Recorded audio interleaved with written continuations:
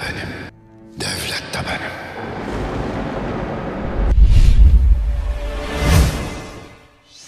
Assalamualaikum Beylar dan Hatunlar, semoga keberkahan selalu tercurah kepada Sobat Yamato yang bersedia mampir di channel ini. Jangan lupa subscribe dan nyalakan tanda lonceng untuk mendapatkan informasi kisah fiksi dan fakta sejarah serial Kurulus Osman. Serial Kurulus Osman selalu menarik untuk diperbincangkan. Serial Kurulus Osman telah memberikan gambaran kepada kita semua mengenai perjuangan sebuah suku kecil, klan Kai, yang bermigrasi dari Khorasan Utara hingga mencapai Anatolia. Mereka bermigrasi untuk menghindari invasi Mongol karena tidak ingin tunduk pada kekuasaan bangsa Mongolia. Lalu bagaimana rentetan peristiwa sehingga suku Kai, sebuah suku kecil di bawah kepemimpinan Osman Bey, berhasil mendirikan sebuah negara?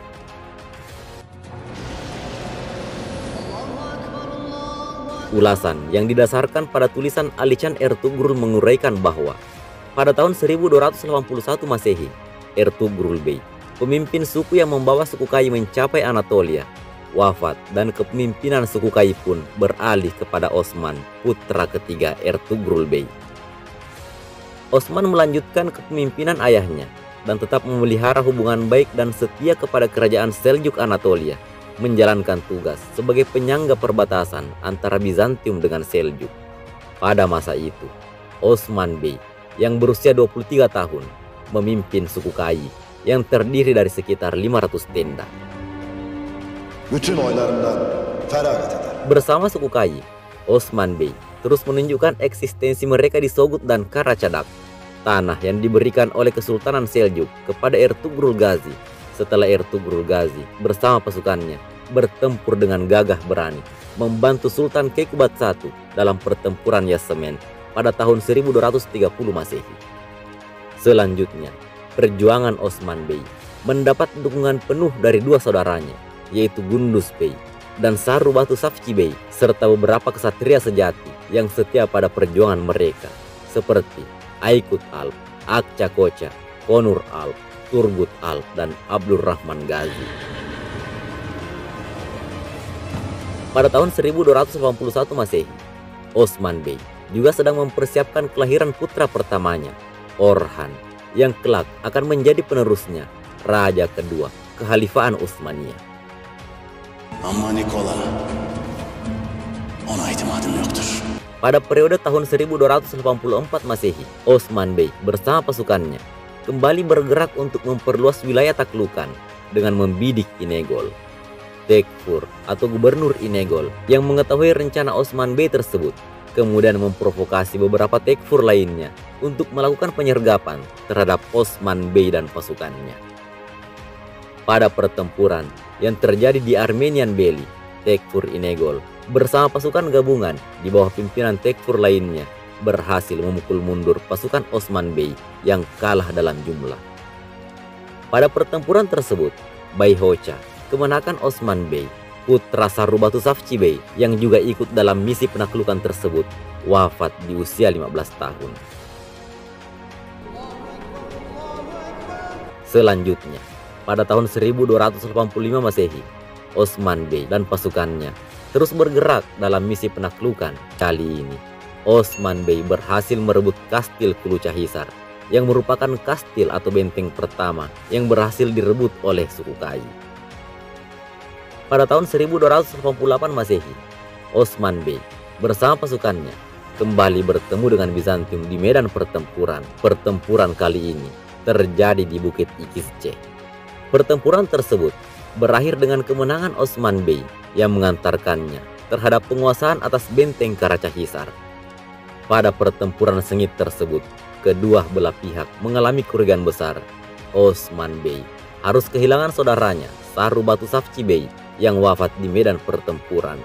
Sementara pihak Bizantium harus kehilangan komandan Kalanoz yang juga gugur pada pertempuran tersebut. Evlatlar, at üstünde doğduk, at üstünde. Tahun 1299 Masehi merupakan tahun bersejarah bagi suku Kai dengan beberapa momentum penting, di antaranya Tekfur Harmankaya Mikhail Koses, salah satu gubernur Bizantium, membelot, kemudian bersahabat dan membantu perjuangan Osman Bey.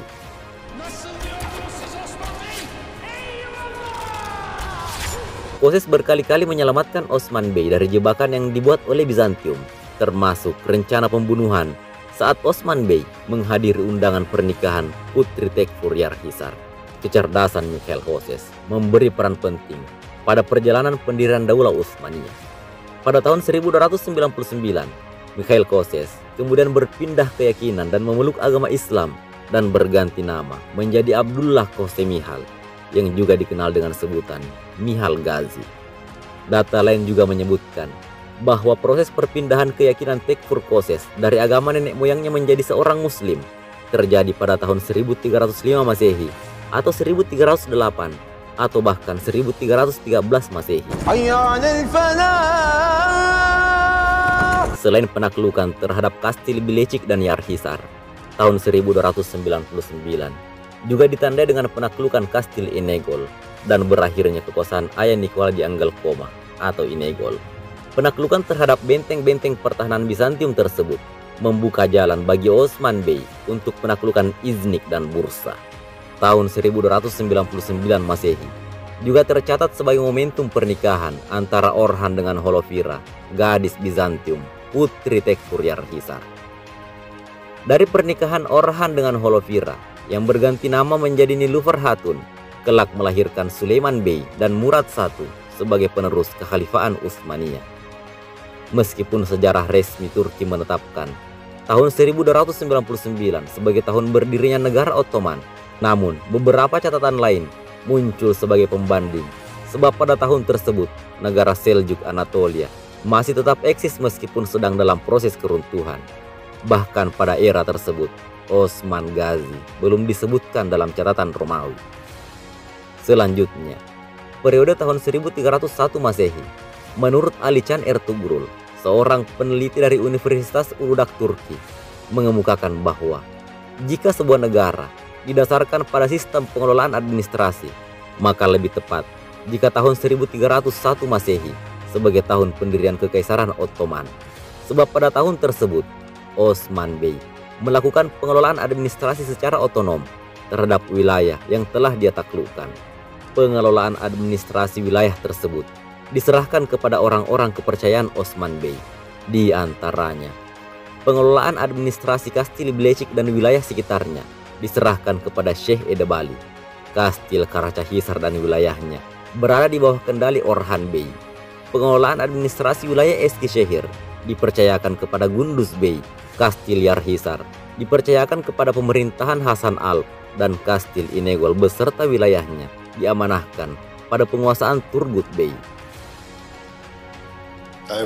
Selanjutnya, pada periode tahun 1302 Masehi, untuk pertama kalinya, nama Osman Bey yang telah membuat masalah besar bagi Roma dengan merebut berbagai jalur perdagangan milik Roma disebut dalam catatan sejarah Romawi Timur.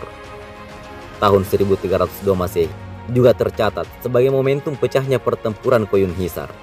Periode tersebut merupakan momentum pertama kalinya Kaisar Andronikos Palaiologos mengirim pasukan dan armada laut di bawah komando Keterlah Musalon ke Iznik.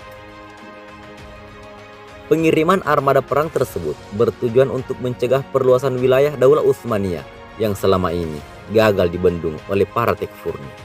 Osman Bey tidak menunggu berkumpulnya tentara Kekaisaran Romawi di Koyun Hisar. Tanpa membuang waktu, Osman Bey pun melakukan serangan dadakan dan mengalahkan tentara Romawi. Beberapa sejarawan menyebutkan bahwa peperangan tersebut merupakan perang besar pertama antara Turki Ottoman dengan Kekaisaran Bizantium. Perang besar di Koyun Hisar tersebut kemudian dikenal dengan Pertempuran Bapeus. Beberapa sejarawan meyakini bahwa kemenangan Turki Ottoman pada perang tahun 1302 Masehi tersebut merupakan tahun pendirian Daulah Utsmaniyah. Ulasan ini adalah sebuah pembanding sebab beberapa versi sejarah berbeda dalam hal interpretasi latar waktu dan latar kejadian. Tetaplah di kanal Yamato untuk eksplanasi berikutnya. Eyvallah.